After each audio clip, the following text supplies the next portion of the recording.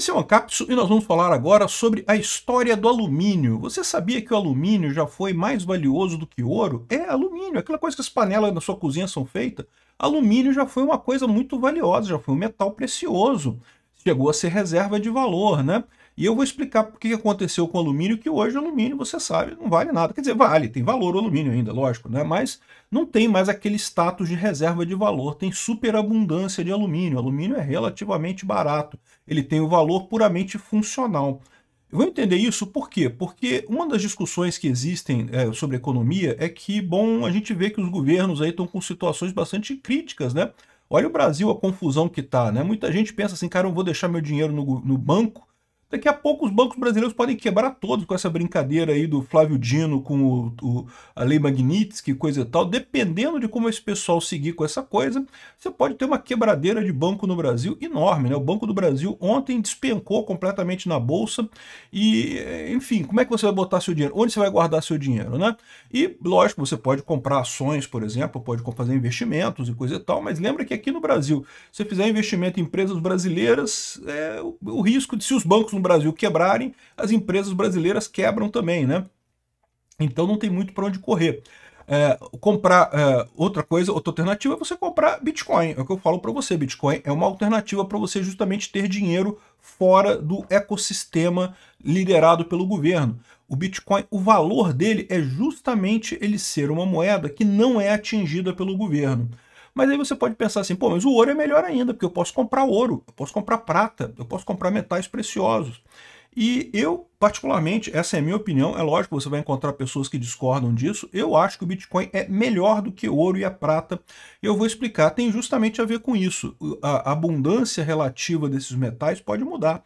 O que hoje é um metal raro, amanhã pode virar um metal comum, que só vale pela própria utilidade dele de fato, né? Vamos entender esse assunto aqui e vamos falar também sobre a Coinex. Vocês sabem, eu sou embaixador da Coinex, que é uma exchange em que você pode trocar os seus reais, o papelzinho colorido, lastreado em honestidade do Dino, por moedas de verdade, como por exemplo o Bitcoin. Essa notícia não foi sugerida por ninguém, eu que trouxe aqui na internet, eu esbarrei nesse assunto outro dia, achei bem interessante de falar com vocês, mas eu agradeço a todo mundo que sugere notícias lá no nosso site, no visãolibertaria.com, e agradeço a você também que está assistindo o nosso vídeo. Se você gosta do nosso conteúdo, por favor, deixe o seu like, se inscreva aqui no canal, né? Então, olha que história curiosa, né? Na época de Napoleão, aqui, Napoleão III, na verdade, Napoleão III era, se não me engano, o sobrinho, né, do Napoleão original, aquele tal. Ele, em meados do século XIX, alumínio era caro, era mais caro que o ouro, era coisa de luxo mesmo, um metal super luxuoso, né? Então as pessoas tinham já pratos de alumínio, coisas de alumínio, mas aí eram muito caras. O pessoal, um talher de ouro seria mais barato que um de alumínio, né? E por que isso? O alumínio, na verdade, ele é muito abundante na crosta terrestre. Ele tem muita quantidade de alumínio na forma de bauxita. O problema é que você tirar o alumínio da bauxita é um processo muito complicado. E até aquele momento, o pessoal não sabia muito como fazer isso, né? Não tinha uma maneira de você extrair o alumínio da bauxita, né? E a bauxita é justamente o óxido de alumínio, né? É um mineral que é o alumínio misturado com oxigênio e com outros componentes também, né? E aí não tinha como você fazer isso. Então, os poucos locais em que você tinha um alumínio metálico é que você dava origem ao alumínio. É mais ou menos como é o ouro. O ouro também ele é extraído quase que é o ouro puro. Não precisa fazer transformação em cima do ouro para obter o ouro metálico. Ele já está ali, você já acha pepita de ouro, né? É lógico, tem impurezas, tem algumas coisas que você tem que separar, mas basicamente já é o ouro metálico ali, né? Tem aqui essa thread que o pessoal fala sobre isso, até que era muito valioso e coisa e tal. Aqui, a questão assim, a história do alumínio se tornou barato, é muito engraçada, né? Justamente por ser uma coisa muito cara, tinha um monte de gente pesquisando como você obter alumínio. E aí um rapaz jovem lá de Pittsburgh, chamado Charles Hall, um estudante de 22 anos, fazendo experiência na casa dele, descobriu como derreter o alumínio, como purificar o alumínio, como transformar a bauxita, que é um mineral extremamente comum, que tem para tudo quanto é lugar bauxita aí, e transformar a bauxita em alumínio. A bauxita é o alumínio com oxigênio. E ele conseguiu isso usando eletricidade, que era uma novidade na época. Eletricidade, vocês sabem, né? Século XX, 1900 e alguma coisa, assim, no início do século XX, era uma coisa rara, né? A gente só foi ter eletricidade ampla como a gente tem hoje lá meados do século XX, já 1900 e alguma coisa, né? E esse garoto de 22 anos, ele teve uma aula com um professor que falou que se alguém conseguisse descobrir como transformar a bauxita em alumínio, porque eles já sabiam que a bauxita era feita de alumínio com oxigênio, só que eles não conseguiam separar a coisa, né, pela forma como ela estava, né? E aí ele descobriu, justamente usando, uma mistura, você mistura, esse processo aqui, é o processo Heroult. Você mistura carvão com alumínio dissolvido na água, aquece, bota eletrodo ali, separa o alumínio, e você leva um forno elétrico, aplica uma temperatura, não sei o que lá, enfim, aí você consegue fazer essa separação e obter o alumínio metálico a partir daí de forma barata, usando a eletricidade. É o método que é usado até hoje, tá? É lógico que teve melhorias, teve avanços nisso daí, mas basicamente a mesma coisa que você tem até hoje. Esse rapaz, então, ele montou uma fundição de alumínio lá em Pittsburgh, que hoje em dia você conhece, a Alcoa. Já ouviu falar da Alcoa, não ouviu? Pois é, uma das maiores empresas de alumínio do mundo, né? Curiosamente, quando ele foi patentear a solução dele, né, a invenção dele, descobriu-se que um outro jovem francês, o tal do Heroult, de 22 anos também, os dois jovens de 22 anos, tinha inventado o mesmo método de forma independente na França, né? Ou seja, ele de fato ficou rico, né? Descobriu esse método e ficou rico, né? Isso é uma coisa que acontece. A tecnologia, você descobre tecnologias para descobrir, para conseguir fazer processos, né? E se alguém descobre uma tecnologia para conseguir determinado material, de repente esse material fica barato. Hoje em dia, o rapaz ficou milionário, dono da Alcoa, né? Ficou realmente muito rico, mas o alumínio em si não tem mais tanto valor hoje em dia. Você tem panelas de alumínio na sua casa, provavelmente, né? Você nunca passou pela sua cabeça que isso pudesse ser uma coisa rara ou uma coisa importante. O alumínio tem valor hoje em dia pela capacidade, pelo uso dele, né? Alumínio é usado em fiação, é usado em panelas, é usado em um monte de coisa, e realmente é um metal muito útil, mas é barato relativamente, né? Aí você pode pensar assim, pô, caramba, mas o ouro não aconteceria isso, né? Porque o ouro é um metal valioso e coisa e tal. E não é bem assim não, tá? Porque, na verdade, o ouro, você tem reservas que cada vez são maiores aqui na Terra. Olha só esse gráfico aqui, ó. Esse gráfico aqui é o gráfico total de reservas de ouro confirmadas que só falta explorar. É só explorar que o ouro está ali, né? O ouro é mais simples de você trabalhar, como eu falei, ele normalmente na natureza ele não é encontrado combinado com nada, ele já é encontrado na forma metálica. A questão é que a concentração dele é muito pequena. Olha só esse gráfico aqui, anos 1800 você tinha aqui uma quantidade de reservas de ouro bem pequena, 1900 começou a crescer as reservas de ouro. 2000, olha só, a coisa é explosiva, a quantidade de ouro acima do solo, né? Ou seja, que o pessoal já sabe que tem aquela reserva ali, que eles já podem explorar esse ouro. Isso daqui, em parte, é justamente porque a tecnologia, à medida que o tempo passa, fica mais fácil você descobrir onde tem ouro e também você conseguir explorar mesmo locais em que a fração de ouro que tem ali é muito pequena, né? Então você consegue extrair esse ouro e usar esse ouro. O ouro, tal como o alumínio, também tem alguma utilidade prática. Dependendo do processador que você use aí no seu computador, é possível que você tenha contatos feitos de ouro.